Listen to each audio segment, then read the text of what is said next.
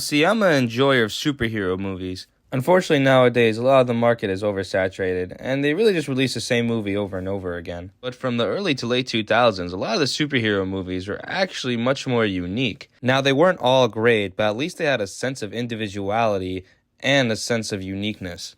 Regardless of what individuality they had, unfortunately, a lot of these movies did get lost to time. So that's what we're going to be focusing on today. The movies that sadly got lost. I'm absolutely crazy about it! Alright, to start out this video with an absolute banger, let's talk about the Incredible Hulk. I mean, for starters, you actually had a Hulk that was angry. Like, there was actual conflict in this movie. Edward Norton saw the Hulk as a disease, while General Ross saw the Hulk as something he could profit off. Not to mention, Edward Norton being the Hulk actually had an effect on him. He couldn't see Betty anymore, it affected his relationship with her, and he also had to move to an entirely different country, and even then he wasn't safe. Back when I was younger, I didn't appreciate this movie as much because it wasn't like the other MCU movies that were out at the time.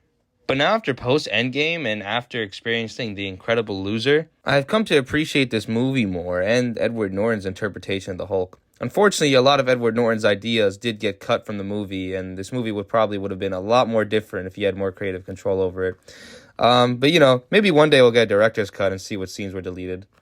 Also, the Thor Ragnarok version of Hulk kind of sucks. He's just like one big dumb baby.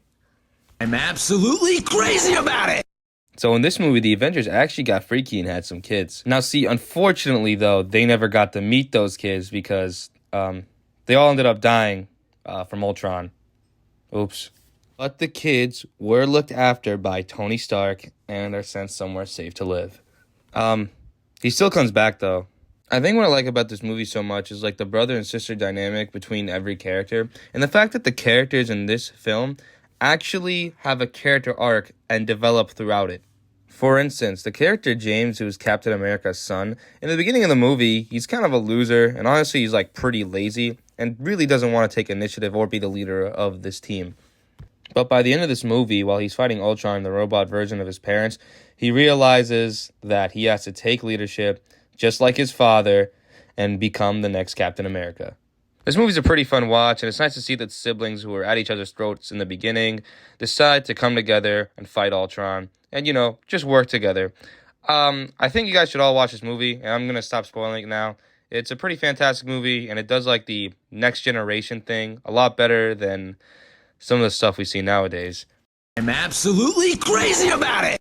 The Ultimate Avengers is a really good movie, and this was actually the movie that introduced me to the Avengers. I think this movie is very solid for a numerous amount of reasons, but its storytelling is pretty good. It's kind of similar to the next Avengers, and where obviously the Avengers start out as a ragtag team that don't know how to work together, and at the end, they become a real team led by Captain America. Sir, I'm afraid... Save it, Captain. I know what happened. You let that alien blow up the satellites and steal everything there is to know about S.H.I.E.L.D. Do you realize how vulnerable that makes us? Nick, this wasn't his fault. No, you're all to blame. But the best thing this movie did was it took the Ultimates, who were just, in the simplest terms, a bunch of assholes, and, turning them into a group of people that you can actually root and cheer for.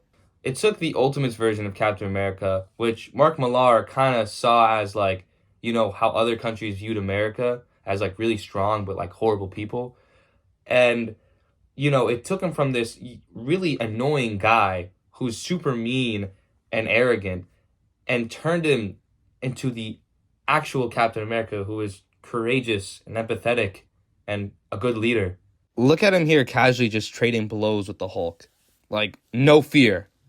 I think The Ultimates is a pretty good movie. The comic is not very good, but this movie does save Betty Brant and Captain America and has a version of Hank Pym who doesn't beat his wife. It's just a solid movie, just in general. I think you guys should check it out, so I won't spoil it anymore. I'm absolutely crazy about it! So this is a part of the video where I actually had trouble coming up with stuff to talk about the movie. So I'm just going to go on a little rant. This movie isn't horrible. It's just kind of boring.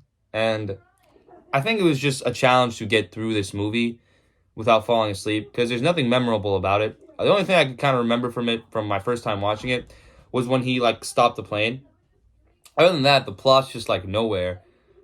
I don't know what Lex was doing the entire time. And the plot was Superman's kid, like where he thinks it's not his. it's dumb. I've heard of a DNA test. No, they haven't. And like, them still thinking at the end of the movie that it's not his kid is just stupid, anyways.